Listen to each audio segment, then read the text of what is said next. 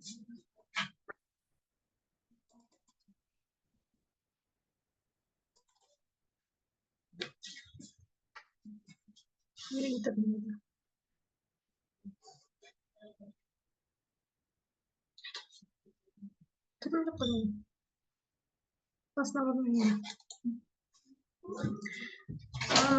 студенттер, бүгүнкү биздин тақырыбымыз ұжымның даму кезеңдері және олардың бір-бірімен сабақтастығы. Тақырыбымыздың жоспарына тоқталайық. Жоспар кіріспе, негізгі бөлім, қорытынды және пайдаланған әдебиеттерден тұрады.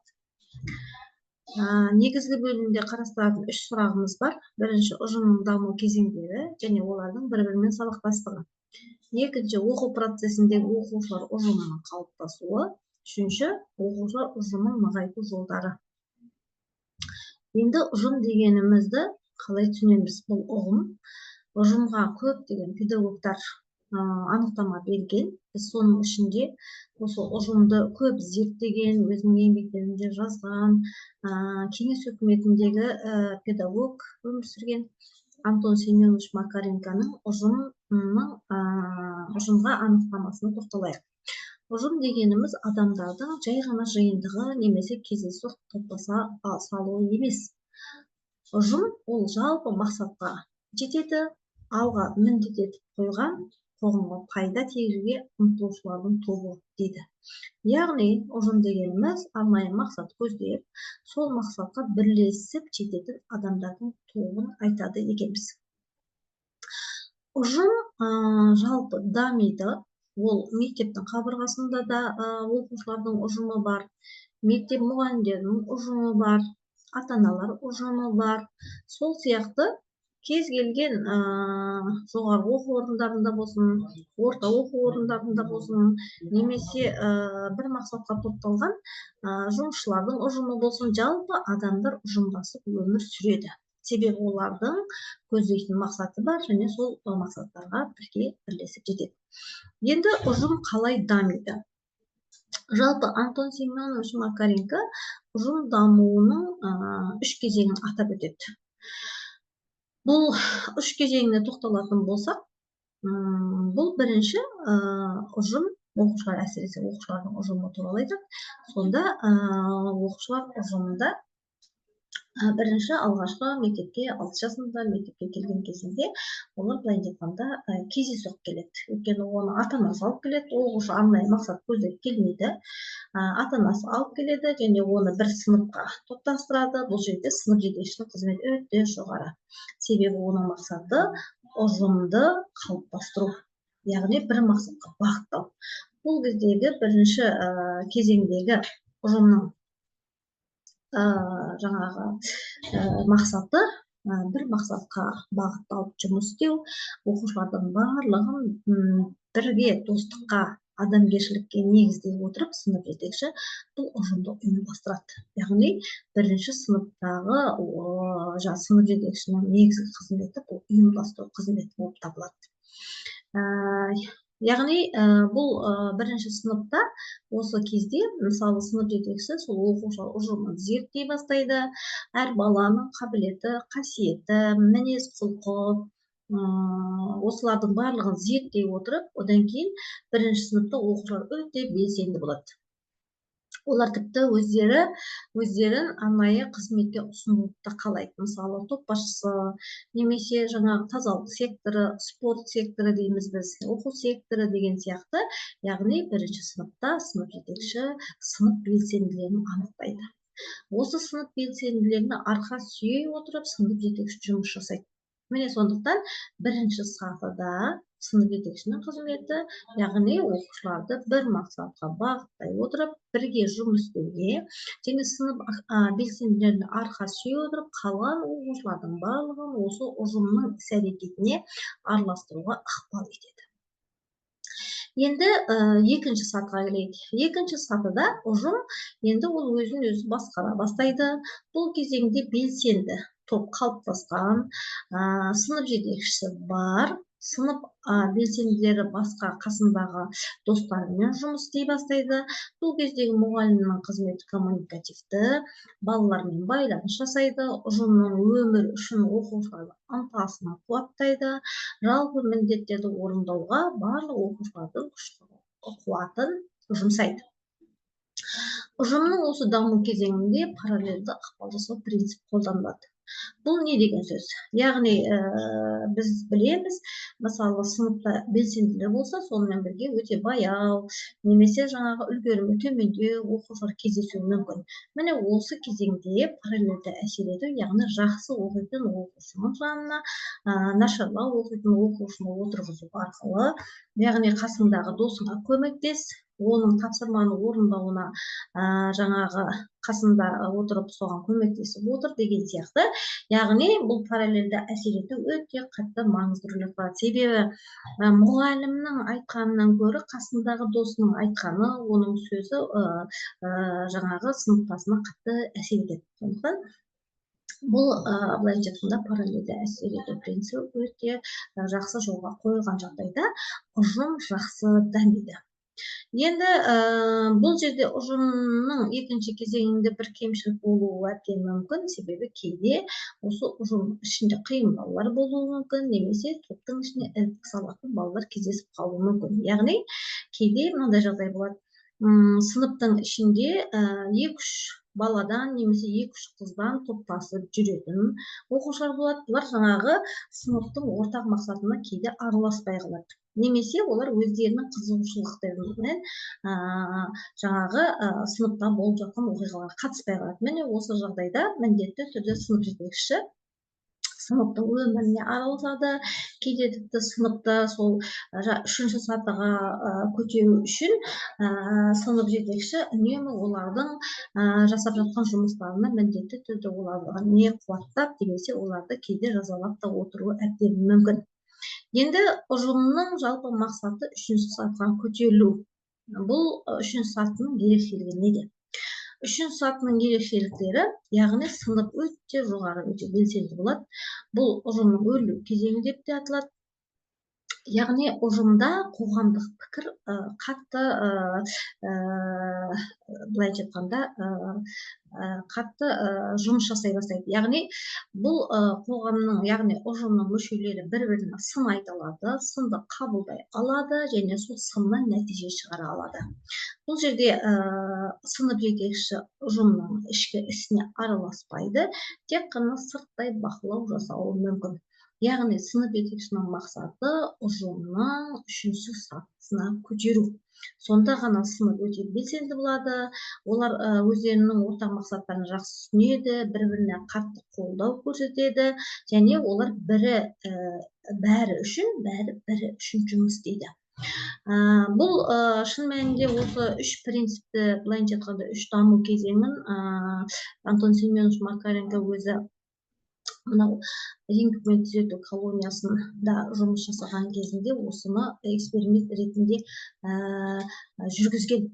Яғни бұл не деген сөз? Яғни 1920 жылы Антон Семенович Макаренко мынау жетім балаларды, ата-анасыз қараусыз қалған балаларды еңбек пен түзету колониясында алып, былайша айтқанда өзінің тәжірибесінде 1920 және 28 жылдардың арасында Максим Горький атындағы еңбек колониясында 3000 баланы қайтадан тәрбиелеп шыққаны, бұл бізге тарихтан белгілі. Ол өзінің осы эксперименттік іс тәжірибесінің барлығын ұстаздық дастан деген еңбегінде жазған. Және 1928 жылдан кейін екінші еңбек коммунасында жұмыс жасайды бұл кісі. Міне осы кезде ол ұжымды жақсы зерттеп, және осы эксперименттің нәтижесінде осындай үлкен еңбектер дүниеге келеді. Яғни былайша айтқанда ұжымның дамуы туралы Антон Семенович Макаренкодан артық ешкім айтқан емес. Дегенмен де ұжымда осы зерттеу барысында Макаренко тәрбиенің принциптерінің негізін қалаған. Соның бірі ұжымда, ұжым үшін ұжым арқылы тәрбиелеу деген принцип. Бұл не деген сөз? Бұнда ұжым яғни бірі бәрі үшін, барлығы бірі үшін.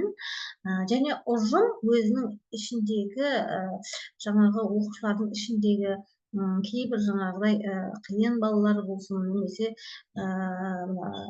кейде болады, бала болғаннан кейін тәрбиенің барлығын балалар бірдей қабылдай бермеді, кейде оған қарсылық білдіруі мүмкін. Міне осындай кезде ұжым оны өзінің ішінде тәрбиелей алады, яғни ұжым бір жұдырықтай жұмылып жұмыс істей алады. Сондықтан Макаренко осы тәрбиенің принципін ең алғашқысы деп ұжымда, ұжым үшін, ұжым арқылы тәрбие принципінің негізін қалаған. Енді одан басқа да оның еңбекпен тәрбиелеу принципі, баланың жақсы қасиетіне арқа сүйей отырып тәрбиелеу принципі, және мектеппен мынау отбасының өте ынтымақтаса отырып тәрбиелеу принципі деген сияқты бірнеше тәрбиенің принциптерінің негізін қалап берген.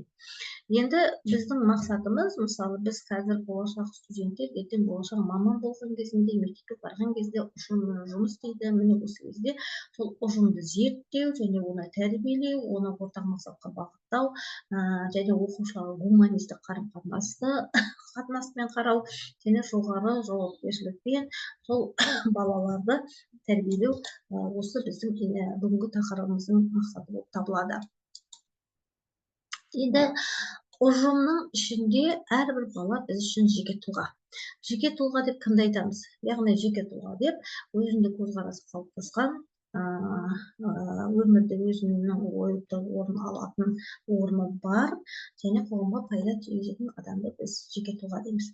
Яғни әрбір баланы жеке тұлға деп есептейтін болсақ, олардың әрбір жақсы қасиеттерін кез келген мамандыққа бейімдеу мақсатында біз жеке тұлғаны осы ұжымның ішінде қалыптастырып шығарамыз.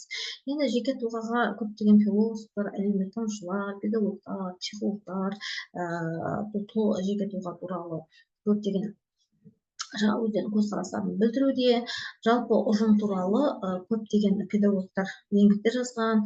Сіздердің назарларыңызға мына Блонский, Выгодский, Крупская, Шацкий, тағы да көптеген біздің қазақтың педагогтары, мысалға Шамбейсова, немесе Жұматай Асар, осылар осы ұжымның дамуы туралы көптеген еңбектер жазған. Енді ұжымды қалыптастыру және оны нығайту бұл аса маңызды мәселелердің бірі болып табылады. Міне осы кезде Макаренко жалпы ұжымның өмірлік мақсатына байланысты олардың өмірлерінің қуаныштан тұратындығын және үнемі сол қуанышқа тезірек жетуге асығу үшін оқушылардың былай айтқанда перспективаларын анықтап отырған, және оны мұғалім сол оқушыларға сол перспективадан алдын ала таныстырып, соларды алдындағы өміріне қызықтырып отырған. Сондықтан Макаренко жақын перспектива, орта перспектива және алыс перспектива деп бөлген. Енді жақын перспектива дегеніміз не? Бұл күнделікті өмірде бір аптаның ішінде болатын кейбір оқиғаларды оқушыларға айтамыз, және сонда оқушылар сол болайын деп жатқан оқиғаға асығып күтеді. Мысалға, осы аптаның соңында біз саяхатқа шығамыз, біз мұражайға барамыз, болмаса біз циркке барайық деген сияқты осындай жақсы, жағымды дүниелерді айтқан кезде балалар соны осы 2-3 күнде болып қалады деп қатты ынталанып, қызығады, соған белсенді түрде атылады. Енді орта перспектива болатын болса, мысалы біз жазда лагерьге барамыз, болмаса 2 айдан кейін бізде сурет көрмесі болады, сайыс басталады, біз соған дайындалуымыз керек деген сияқты бір 2 айлық, 3 айлық алдын ала болатын бір жақсы оқиғаларды айтып қоятын болсақ, онда балалар соны асыға күтеді, соған дайындалады. Яғни олардың өмірлері өте қызықты екендігін сезінеді. Ал қашық перспектива болатын болса, бұл баланың болашақта қандай мамандыққа, болашақта студент болған кезде қандай оны жақсы қызықты дүниелер күтіп тұр деген сияқты, мектеп бітіретін кезде біз осындай іс-шараларды ұйымдастырайық деген сияқты, яғни бірнеше жылдан кейін келетін қызықты дүниелерді айтсақ, бала сол жақсы студент болуға, студенттік өмірге дайындықты осы кезден бастау туралы сондай қашықтықта перспектива олардың өміріне мән береді. Енді балалар біз жаңа айттық, ұжымы дамиды дедік. Бұл балаларды ұжымының ересектердің ұжымына қарағанда ерекшеліктері қандай? Біріншіден, қоғамдық құндылық пен жеке тұлғаның маңызды мақсатына бағытталған бірлескен іс-әрекет болып табылады. Екінші, ұжым мүшелері еркін қарым-қатынас жасайды. Үшіншіден, ұжым мүшелері бір-бірімен өзара жауапкершілігі және бір-біріне тәуелді екендігін түсінеді. Және олар өздері сайлап отыратын орган болып табылады. Енді ұжымда біз айттық, жаңағы сынып жетекшінің рөлі өте жоғары деп айттық. Яғни осы сынып жетекшінің балаларды зерттеуіне қарай, олардың бойындағы қабілеттері, олардың бойындағы кінәраттары, кемшіліктерін, осылардың барлығын сынып жетекшіге жете зерттейтін болса, яғни ұжымның ортақ мақсатын табуға да өте мүмкіндік көп болады. Және ұжымның ішіндегі іріткі салатындардан да біз тезірек аяқтайтын боламыз. Енді сіздердің назарларыңызға мынандай сөздерді келтіргіміз келіп отыр. Есіңде болсын, балалардың көзі сенде. Сен жақсы деп есептеген нәрсе олар үшін жақсы. Сондықтан әуелі өзіңді түзе. Яғни бұл оқушылардың видеолекция жүргізіп жатыр. Кешірші. Сондықтан болашақ мұғалімдер алдымен оқушыларды зерттеу үшін, оларды тәрбиелеу үшін алдымен оқушылар бір кез қарап қою керек. Сөзімізді қорытындай отырып, ұжым дамиды екен, ол қалыптасады екен, ол және нығаяды екен. Ал осы нығаю процесінде, яғни біз болашақ мұғалімдерімізді сол ұжымда қалыптасуға қызметімен таныстыруымыз керек. Қазіргі таңда біз педагогика, психология, тәрбие жұмысының сөйлесім әдістемесі деген пәндерді өтіп жатырмыз. Бұндағы біздің мақсатымыз сол оқушыларды тәрбиелейтін ұстаздарымыздың ойындағы жақсы қасиеттерді қалыптастыру. Оған біз көмек қолымызды ұсынуымыз керек. Міне сондықтан ұжымды басқару, олардың өміріне араласу, олардың болашақ мамандығын таңдап беру, осылардың барлығы пән мұғалімдерінің, сынып жетекшілерінің тікелей қызметіне кіреді. Міне сондықтан ұжымды зерттеу, оны қалыптастыру, оны нығайту жолында сынып жетекші және пән мұғалімі өте жоғары қызметті атқаруы тиіс. Тақырыбымызды қорытындылаймыз. Яғни біз келесі сабақтарда, практикалық жұмыстарда біз көптеген мәселелерді әрі қарай ашып айтатын боламыз. Сіздердің назарларыңызға әдебиеттерді ұсынып отырмыз. Яғни біз былай деп айтқанда бұл тақырыпты әлі алдымыздағы сабақтарда талқылайтын боламыз. Назарларыңызға рахмет.